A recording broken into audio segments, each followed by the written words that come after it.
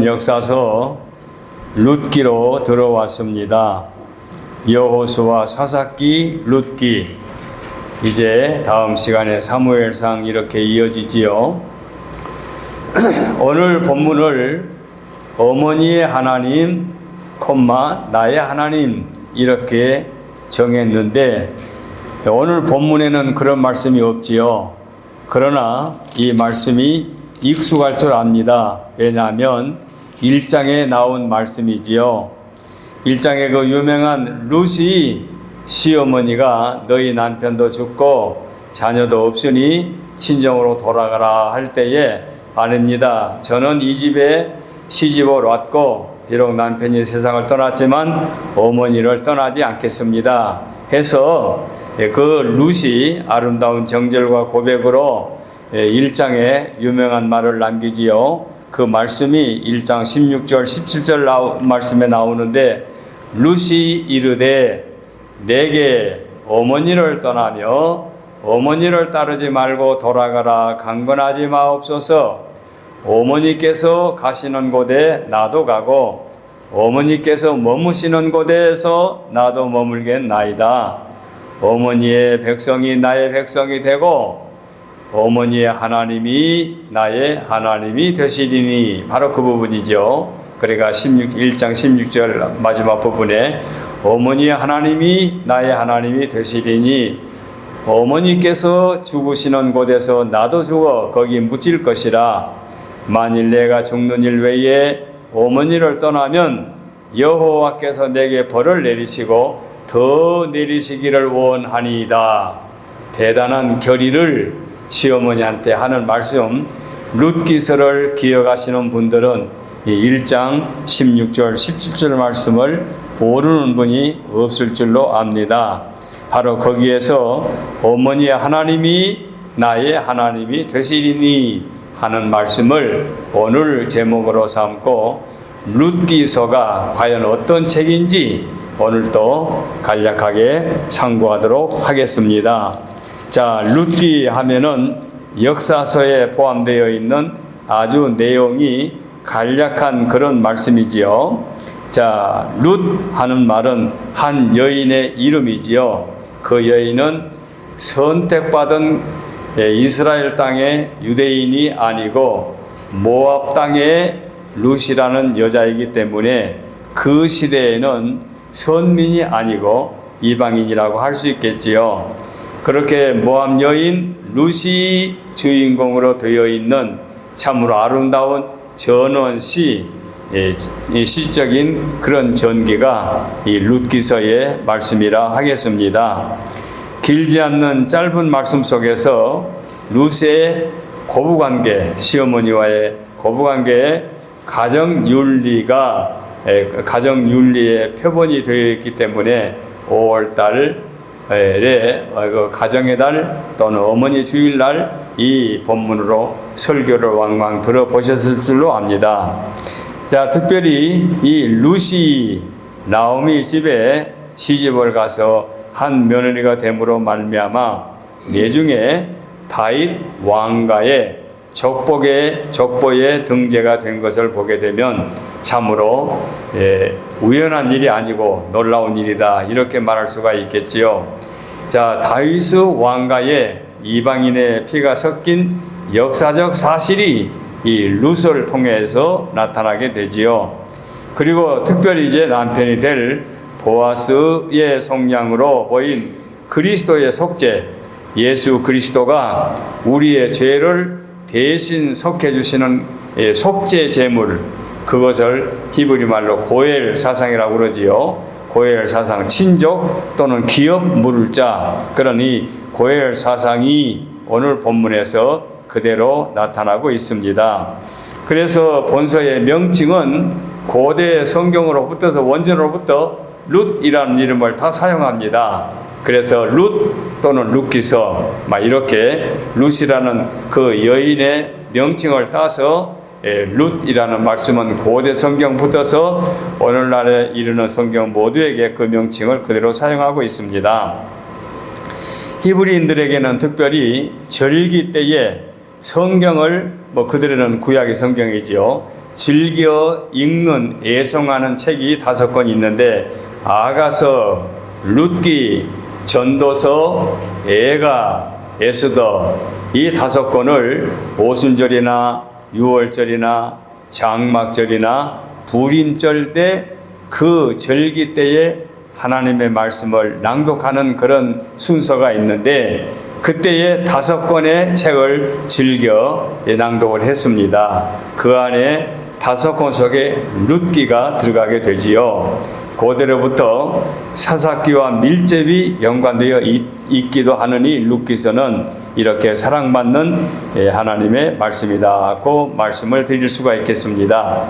저자에 관해서는 지난번에도 말씀을 드렸습니다마는 탈무드에 의하면 사무엘의 이름을 따서 사무엘 상하, 사사기, 룻기를 이제 사무엘이 기록했다 이렇게 탈무드에 기록되어 있는데 역시 저자는 우리가 확실하게 누구다라고 꼬집어 말할 수는 없습니다. 그러나 저작 연대는 약 주전 1000년입니다. 그러니까 지금부터 말하면 3000년 전에 만들어진 말씀, 기록된 말씀이지요.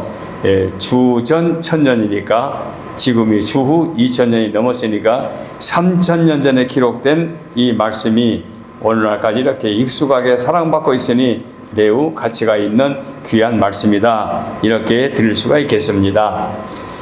서론에서 중요한 말씀을 몇 가지 했습니다만은 역시 오늘 또 1대지, 2대지, 3대지로 나눠서 1대지에서 다시 총론, 룻기서의 총론을 말씀해 드리겠습니다. 총론, 룻기서의 내용, 룻기서의 목적, 룻기서의 특징 이와 같은 것들을 요약해서 정리해 보겠습니다. 자, 룻기서의 내용은 베들레헴에 살고 있는 나오미가 흉년으로 인하여 모압으로 이주하는 일로 시작이 되지요. 근데 때는 언제라고 그랬습니까? 이 룻기서 1장 1절을 보게 되면은 뭐라고 하는 거니? 사사들이 치리하던 때에 그랬습니다.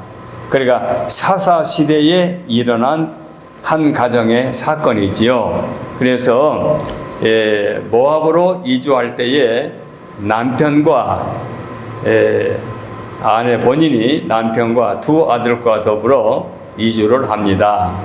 자, 그런데 그 1장 초두에 보면은 아주 간략하게 놀라운 사건이 일어나게 됩니다. 이주해서 모압 땅에 가가지고 거기에서 남편이 세상을 떠나지요. 그리고 2 아들이 결혼을 하지요. 이방 여인들을 며느리로 삼습니다. 그리고 2 아들이 10년 어간에 세상을 떠납니다. 손자 손녀도 없이. 그러니까 오늘 본문 속에 보게 되면 어머니 아버지가 2 아들을 데리고 베들레헴에서 모압 땅으로 이주를 했는데 그곳에 가서 남편과 2 아들이 세상을 떠났다. 그러면 이사를 갈 때는, 이주할 때는, 이민 갈 때는 너희 갔는데 남자 셋이 죽었으니 그러면 어머니 혼자이냐? 거기서 2 아들이 장가를 갔는데 자부 며느리가 2이 생겼으니 여자 셋이 남고 남자 셋이 세상을 떠났다. 이렇게 말씀을 드릴 수가 있겠죠. 자, 이와 같이 이제 본서 내용은 진행이 되는데 이것이 1장에 아주 함축되어 있습니다. 짧게 거기다 들어 있습니다. 그래서 룻이 그 며느리가 되어가지고 남편이 세상을 떠났는데도 시어머니를 떠나지 않고 있다가 결국 시어머니를 따라서 다시 베들레헴의 흉년이 끝나고 곡식이 잘 되고 풍년이 되고 먹을 것이 있다고 하니까 이제 이방 땅에서 쫄딱 망한 다음에 자기 고향으로 갈 때에 룻이 시어머니를 따라갔는데 시어머니를 따라가서 보아스라고 하는 지주의 부인이 되어가지고 다윗 왕의 조상이 되었다. 이렇게 해피엔딩으로 끝나는 이야기가 본문의 내용이라 하겠습니다. 여기서 우리가 기억할 것은 시모와 자부의 관계에 있어서 자애로운 그런 관계, 효심의 관계, 그 다음에 보아스의 친족이 뭡니까? 내중에 이제 아내와 남편이 되었을 때에 풍성한 사랑의 그 사건 속에서 구속자의 사상이 여기에 들어있다는 것을 기억하고 진행을 하도록 하겠습니다. 자, 내용이 그런데 목적은 보아스가 룻을 속량하는 사실을 통해서 속량자, 아까도 말씀했습니다. 속량자의 사성이 선포되어 있지요. 그걸 보아스가 속량하는 데는 속량하기를 원했고 속량할 능력이 있었으며 사랑으로 행한 것이다 해서 이 보아스의 속량의 사상은 그리스도의 구속의 그림자로 연관을 짓습니다. 우리 주님이 우리를 죄에서 구속해 주시려고 하늘 보좌를 버리시고 이 땅에 오셔서 우리를 대신하여 죄값을 지불하시고 우리를 사랑으로 구원해 주셨다. 이 보아스의 속량의 사상은 그리스도의 구속의 그림자로 해석을 합니다. 자, 나오미와 룻의 관계는 위에서도 말씀했지만 지극한 사랑, 지극한 효성이 잘 조화되어 있습니다. 이게 어느 쪽 시대의 것입니까? 뭐 한국으로 말하면 꽤 오래됐다 하면은 이조 시대 뭐 이렇게 말하다 그게 아니고 3000년 전에 일어난 사건이다 이렇게 알면 되겠습니다. 그리고 다윗 왕가의 족보에 수록되어 있는 그런 사건이다. 그래서 본서에 아까 우리 본문에 읽었던 그 본문에 보면 다윗의 그 족보는 마태복음에 그대로 옮겨졌습니다. 마태복음에 그대로. 그래서 그 마태복음에 있는 말씀과 이 룻기서 마지막 부분에 기록된 말씀이 동일하게 기록된 걸 보면은 역사성이 분명하다. 그 말씀을 드릴 수가 있겠습니다. 그 다음에 특징은 이제 본서의 특징은 뭐냐? 사사기의 부록으로 보는 자들이 많이 있지만 오히려 사사기와 대조적인 그와 같은 책이다고 하는 것이 맞습니다. 무슨 말인가 하니 사사기서를 지난번에 공부했습니다. 350 내지 400년 또는 450년 겹치는 것까지 합해가지고 그래서 350년으로 계산해 볼 때 350년의 사사기의 사건들은 무엇입니까? 여기는 국가적 범죄, 사회적 혼란, 하나님의 징벌, 회개하고 돌아와서 하나님의 긍휼을 받고 또 태평성대를 누리고 하는 이 삶이 반복되는 그 말씀 속에서 사회적 혼란성과 배역 사상을 폭로시키는 것이 사사기서의 특징인데 본서는 그렇지 않지 않습니까? 본 룻기서는 한 가정의 사정을 조용하게 아름답게 전하면서 신앙의 윤리에 꽃이 피고 열매를 맺게 하는 그런 아름다운 전원 풍경을 보여주기 때문에 사사기에 소속되어 있는 책이 아니라 사사기와 비교되는 사사시대에 있었던 사건이다. 이렇게 우리가 보면은 그 특징을 이해할 수 있을 것입니다. 그 다음에 본서에는 룻기라고 하는 것이 책 이름이라고 그랬지요. 성경 66권 중에서 남자의 이름을 딴 책은 많습니다.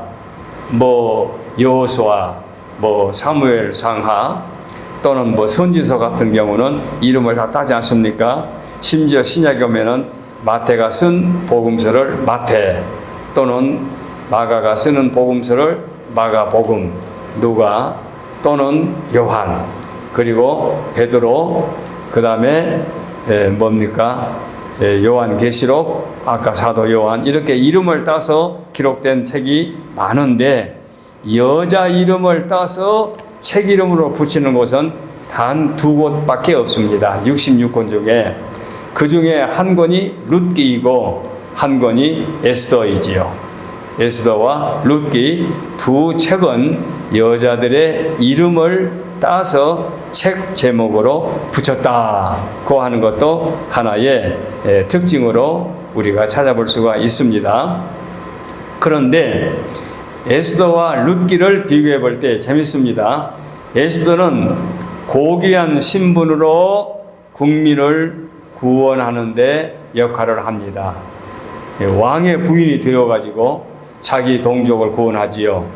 그런데 룻, 지금 본문의 룻은 고귀한 신분이 아니고 서민의 신분으로 천한 이방 여인이 이 베들레헴으로 가가지고 선민의 가정에 편입이 되어 가지고 천한 선민의 가정을 구하고 그 다음에 그 다윗의 그 족보의 조상이 되지요. 다윗의 족보하게 되면은 예수님의 족보 아닙니까? 아브라함과 다윗의 자손 예수 그리스도의 계보라고 할 때에 아브라함, 다윗 그 위대한 인물들 아닙니까? 거기에 이 룻이 다윗의 족보의 계보에 들어갔다. 그래서 천한 룻 또는 고귀한 신분 에스더 이렇게 비교할 수가 있습니다. 그리고 그 당시에 이방인 하게 되면 누구나 경멸하는 그런 시대에 룻은 정절과 효성과 사상을 가지고 한 번 시집을 갔기 때문에 비록 남편의 세상을 떠나고 자식도 없지만 시어머니를 봉양하는 이런 효심을 그대로 보여주고 있습니다. 그래서 이 시어미 나오미와 룻의 고부간의 지극한 사랑과 효성이 참으로 잘 좋아 있는 것을 보여주고 있습니다. 그리고 아까도 말씀을 계속 반복이 됩니다마는 보아스가 룻의 가정을 속량함을 통하여 구속자 고엘 사상을 보여주고 있습니다. 여기에 우리 권사님은 글을 쓰는 분도 계시는데 이 룻기서를 이렇게 표현하는 분도 있더라고요. 근데 그것도 상당히 공감이 가서 제가 간략하게 소개해 봅니다. 룻기서를 연극 대본처럼 표현하는 분이 계십니다. 그래서 그 연극 대본은 1막, 2막, 3막 이렇게 하지 않습니까? 4막으로 나눠 가지고 제1장의 배경 설정, 등장인물, 베들레헴으로 가는 도상, 베들레헴에 도착하는 것을 제1장에서 1막으로 설정하고 2장에서 나오미의 집, 보아스의 추수밭, 그리고 룻의 보고 이제 이삭을 줘가지고 와가지고 시어머니한테 보고 그 다음에 3장에서 나오미의 계획과 보아스의 타작마당, 룻의 보고가 이어지고 마지막 4장에서 베들레헴 성문, 이제 베들레헴 성문에서 이제 장로들이 모아가지고 이제 중요한 이야기를 하지요. 그 다음에 룻이 결혼하여 아들을 낳게 된 아들의 탄생, 그리고 다윗의 족보로 막을 내린다. 그래서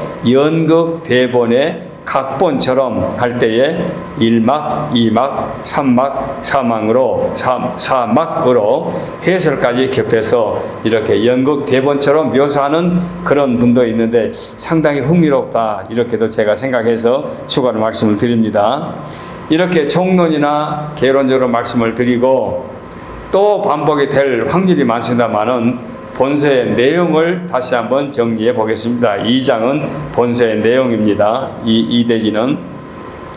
자, 본서 내용은 뭐네 해도 불행한 나오미의 삶을 우리가 정리해서 말씀을 드려야 됩니다. 나오미의 삶. 나오미는 흉년을 맞이해서 이방 땅이지만 이주를 합니다. 이주를 할 때에 그래도 남편과 두 아들과 같이 갈 때이기 때문에 꿈에 부풀어 있었을 것입니다. 그런데 이방 땅에 가서 남편이 죽고 두 아들이 죽습니다. 비록 며느리를 맞이했다고 하지만 손자, 손녀가 없기 때문에 이방 여인으로 아들이 없는 며느리는 그야말로 유일무이야 아무 의미가 없는 거지요. 그리고 떠날 때에 자기가 살고 있는 고장에 흉년이 들어서 농사에 흉년이 들게 되면 농사하는 사람들이 속이 타지 않습니까? 이 곡식이 비틀어지고 고향 땅 밭에 아무런 곡식이 자라지 않을 때는 얼마나 힘들었겠습니까? 그러니 얼마나 힘들었으면 이방 땅으로 이사를 갔겠는가 이렇게 느끼게 되는데 하여간 이렇게 아무것도 갖지 못하고 이방 땅으로 이사를 간 나오미의 삶은 아무것도 없는 삶이다. 불행한 삶이다. 여러분이 자동차를 타고 먼 거리 여행을 가면은 그 휘발유 탱크에 연료 탱크에 연료가 몽땅 비어 있으면 한 발자도 뛰지 못 가지 않습니까? 이와 같이 나오미는 아무것도 갖고 있는 것이 없어졌다. 그 말씀을 할 수 있겠습니다. 그래도 남편이 세상을 떠날 때쯤에는 두 아들이라도 남아 있었기 때문에 그래도 남편의 죽음은 슬픈 일이지만 아들들이 있기 때문에 꿈을 가질 수가 있었겠지요. 그런데 10년 어간에 두 아들이 장가를 갔음에도 불구하고 아들들이 또 죽게 되었으니 이 불행한 일이 얼마나 나오미에게 임했는지 참으로 벼락맞은 삶이 아닌가 할 수 있습니다. 그래서 비극적인 사건은 마치 욥과 같이 아무것도 소유하는 것이 다 뺏겨버린 빈 껍데기만 남는 그런 불행한 여인의 삶으로 우리가 볼 수 있습니다. 왜 성경 저자는 그 나오미가 이렇게 철두철미하게 몽땅 뺏겨버린 빈 털터리가 되는 사건을 밝히면서도 그 원인이 무엇인지는 밝히지 않은지는 모르겠습니다. 뭐 성경이 없으니까. 하여간 그래서 지금 방금 말씀드린 욥과 마찬가지로 아무것도 가진 것이 없는 다 빼앗겨버린 그 말로 빈 껍데기만 들고 있는 그런 여인의 모습으로 이 나오미가 나타나고 있습니다. 자, 이제 이런 절망 가운데서 두 며느리에게 그러죠. 너희들이 이제 남편들이 세상을 떠났다.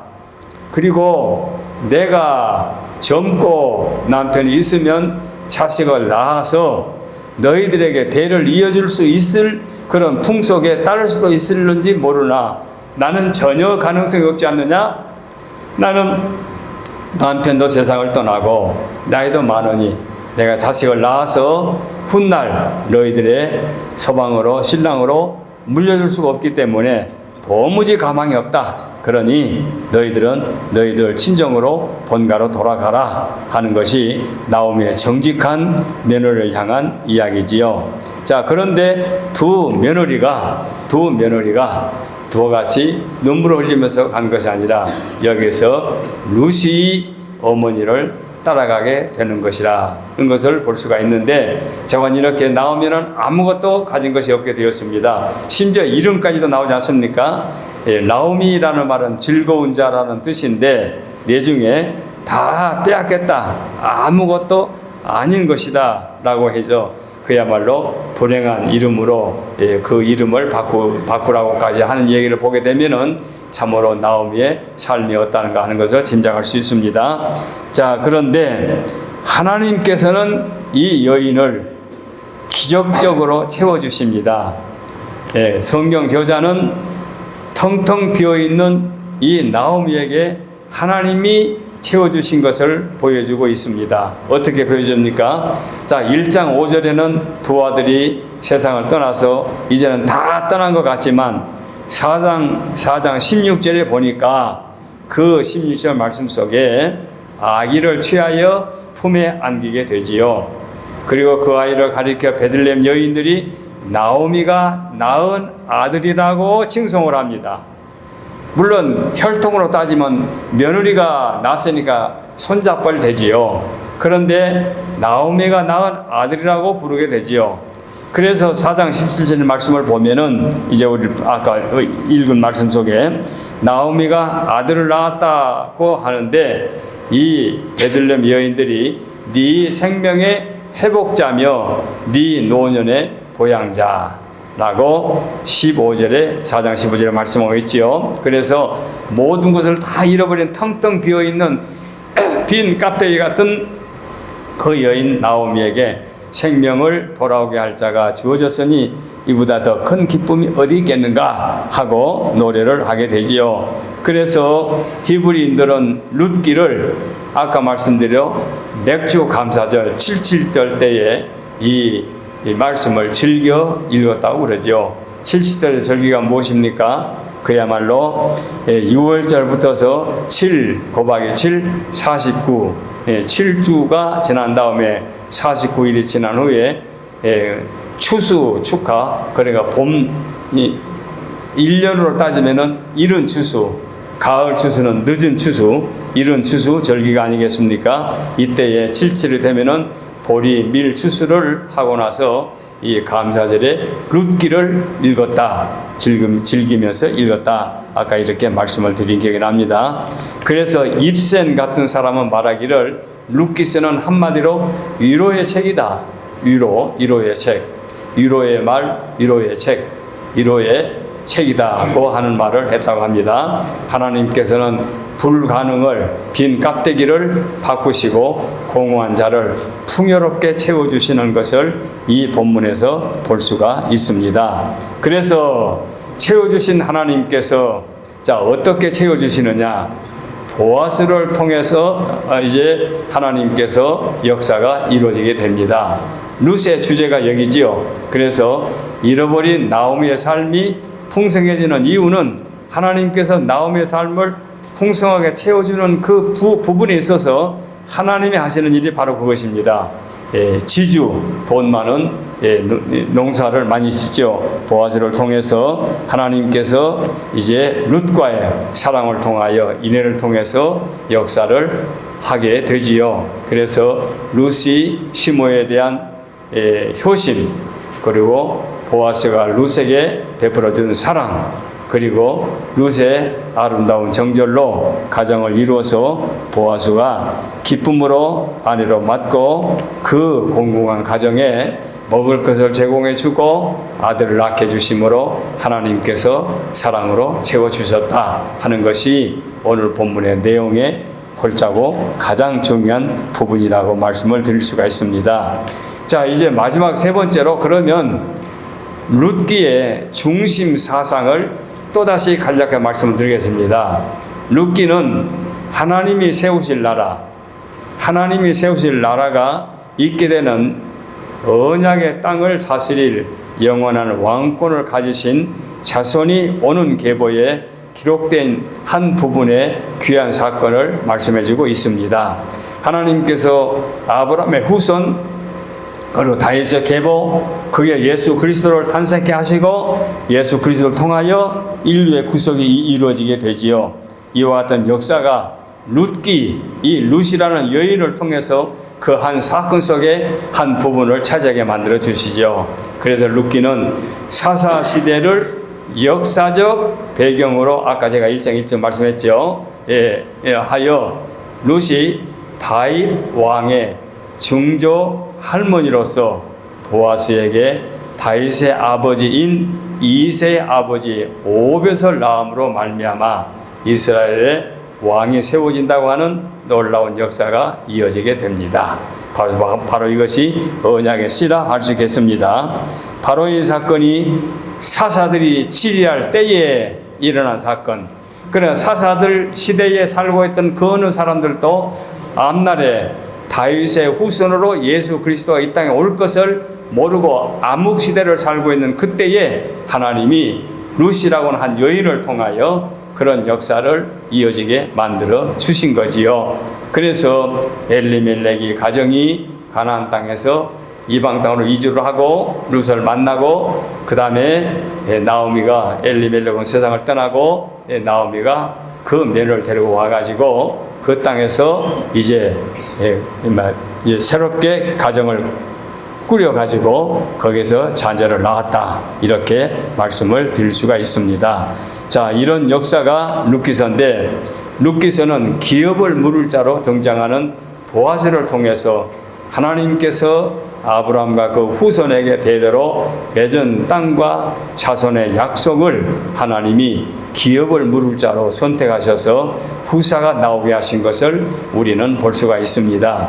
하나님께서 하시는 일은 이렇게 이방인과 혼인도 금하고 이방인과는 상종하지 말라고 했음에도 불구하고 이런 일이 일어난 걸 보면은 이것은 엄한 금지가 아니고 이렇게 특별한 사건이 있어짐을 보고 있습니다.